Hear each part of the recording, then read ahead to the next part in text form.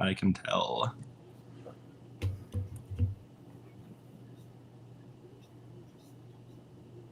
Oh, there we are already. It's fast today. Good Wi-Fi. Yeah.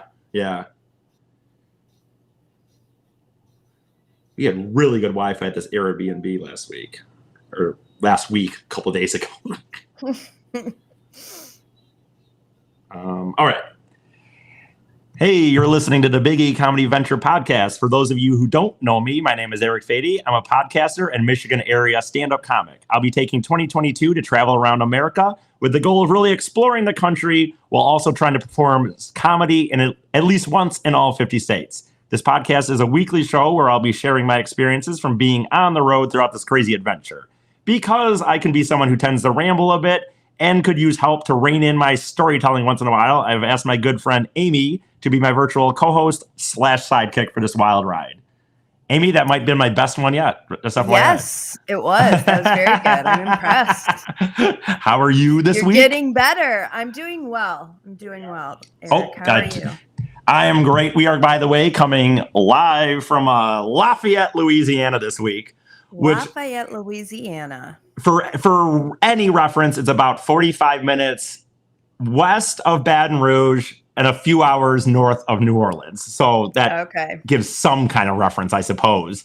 I will say my initial thought from saying that is I forgot that it's been a week, technically a week and a day. But like when we did this last time, it's like we were in Albuquerque, and now it is starting to run together for sure. Yeah, that's crazy. And 4 weeks on the road, right? How? You hit the month milestone. 4 weeks on the road with these guys. And there's been no major blow-ups. Nothing. I stand corrected because I said it was going to take a month. So I guess we'll see what happens in the next week or two. Right. I will say we went to a Civil War battlefield today. I think that's the closest we came to a scuffle because I am not saying I am not South should rise again guy, but I've gone to a lot of Civil War battlefields. I kind of respect the history of it.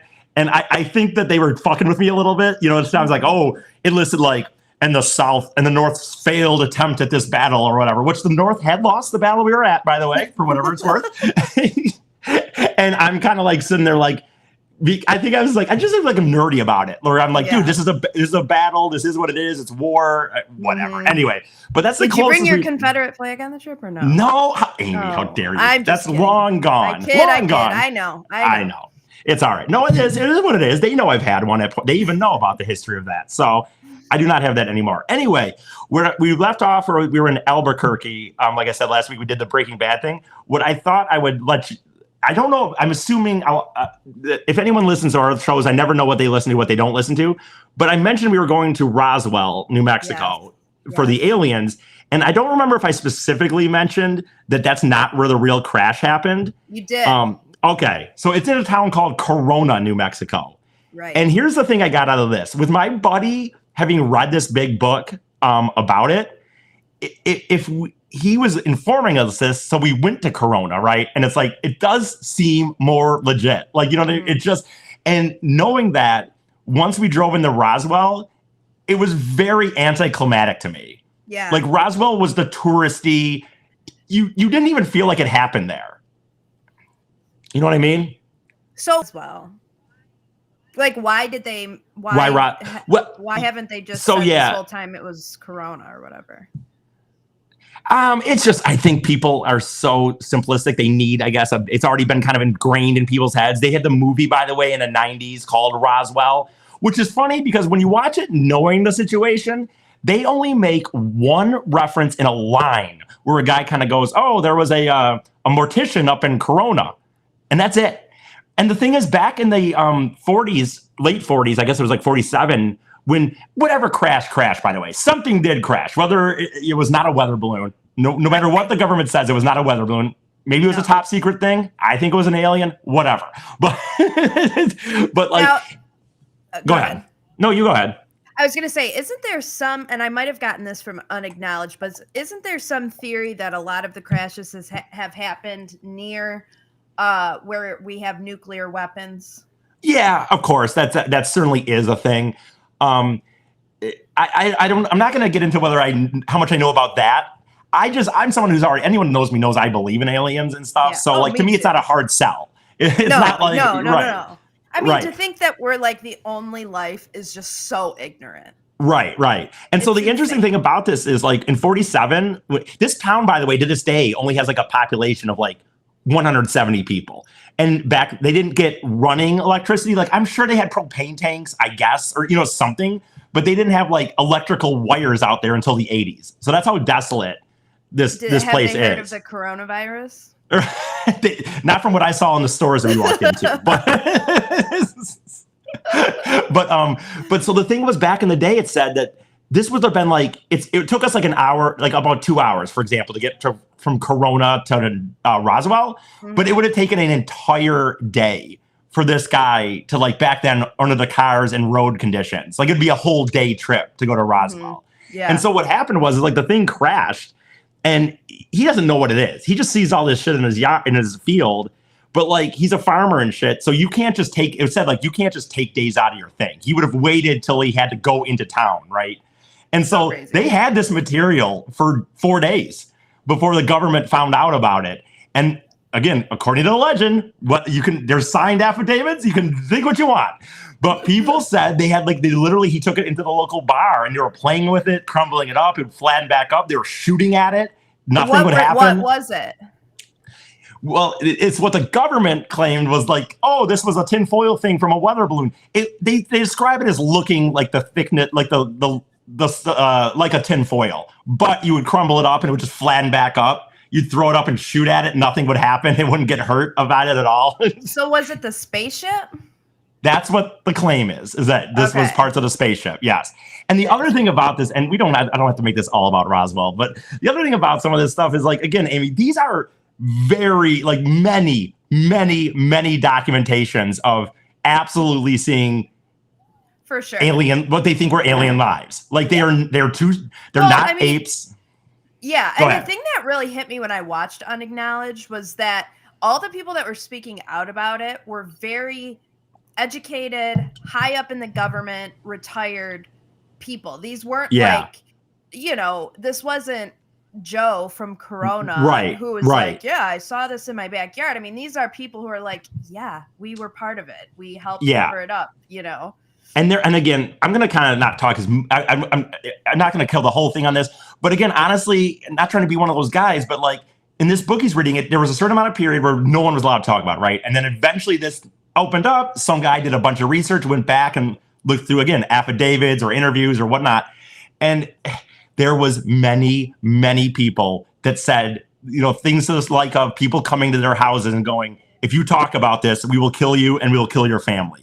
Do not talk. Crazy. It's almost like the government hasn't changed. Right. And at all. Crazy. And they're still trying to silence people. Right. And the thing about that, Amy, to me is like, what I said to my friend Scott, and honestly, I think this only came up because of diving so much into this. But like, think about this. The government came up with an idea that a weather balloon was the thing, right? Mm-hmm. Knowing that no one would think that. Like, it shows to me, if the government wasn't like, they were caught off guard themselves. Because if they weren't, they would have created another thing. Just say they're way out. There's lots of testing out in that area, lots of government shit. Just say it was a super secret thing we're working on. But they were, in my opinion, they were so caught off guard that right away they're just like, hey, let's just say it's a weather balloon. We'll deal with it then, whatever. So that's just my thought. But yeah, Roswell was interesting. Oh, go ahead. No, Roswell was interesting just because it was like so much the commercial version of it. You know what I mean?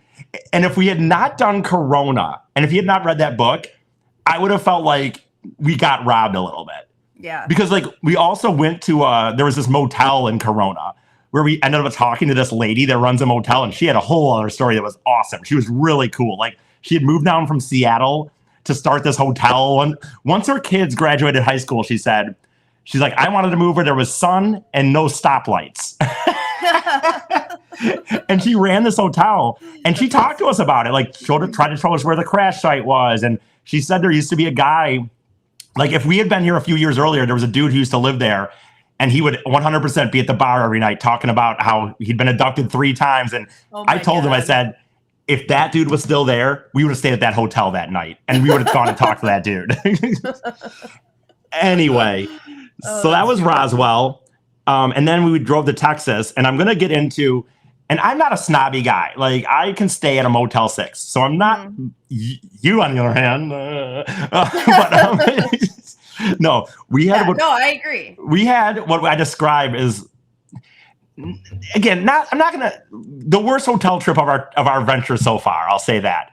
And I have no problem saying that it was the Days Inn in Northern Stockyards on Gemini Road, if anyone wants to look it up. But for one, Amy, there was signs plastered everywhere. Lock your cars. Bring everything out of your car. Do not leave your car unattended. Do not unlock, like it was. And then here's the thing. I was so tired from a 6-hour drive. What were you? You know what? Here's the thing. I wasn't like super freaked out.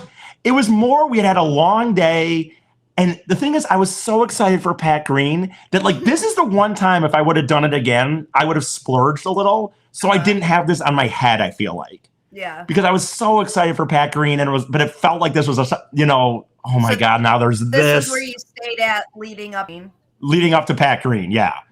And so we get in there too, and I should have fought this that night.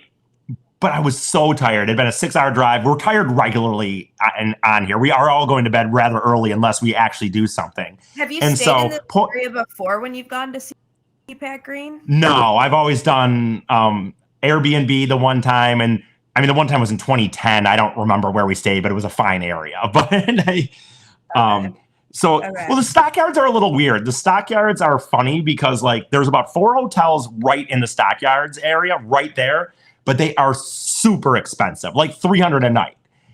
And then after that, if you want to get within a 15-minute radius, it's rough. If you're willing to be a half hour out, you can be a little better, right?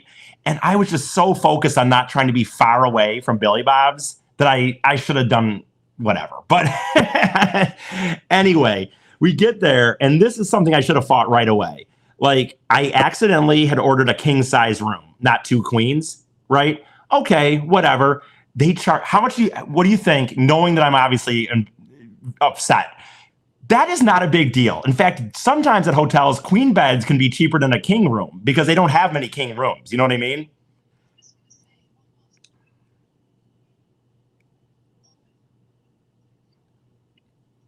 Right. Right. Exactly. You want to know what they and I should have fought this that night, Amy. You froze up there a little bit. Oh boy. Uh-oh. Yeah, you might. Hey, why don't you try popping out and popping back in just real quick? Sometimes that helps.